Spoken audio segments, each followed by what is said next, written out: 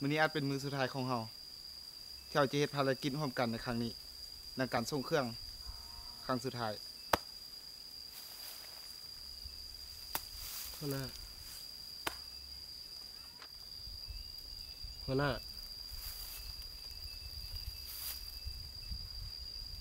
มืดถึงกูจะอยู่ใส่กูสิบ่ลืมว่าครั้งหนึงเคยมีสิทธิ์เก่งอย่างสู่2 คน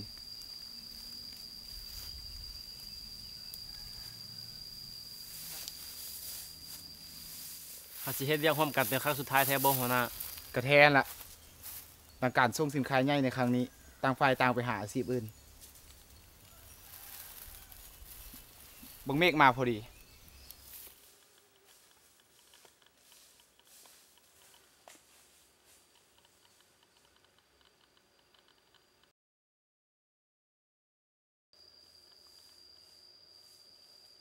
เมฆความอิสระของมึงหลังการส่งเครื่องในครั้งนี้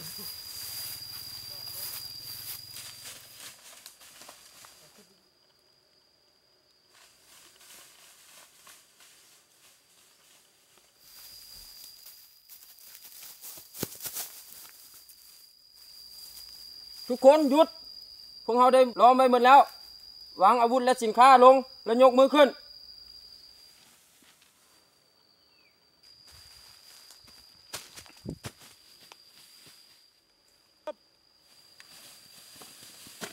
เมฆเอากระเป๋าตามกูมา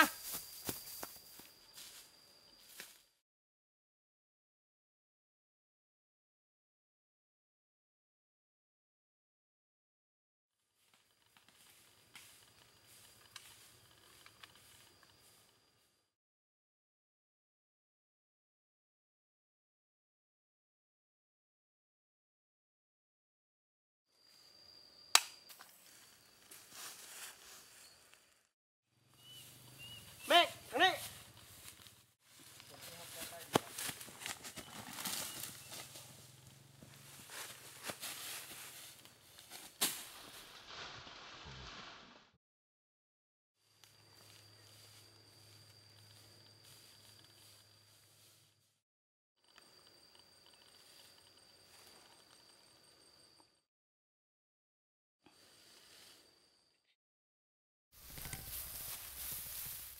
กูสิลาพวกสู่ให้เบิด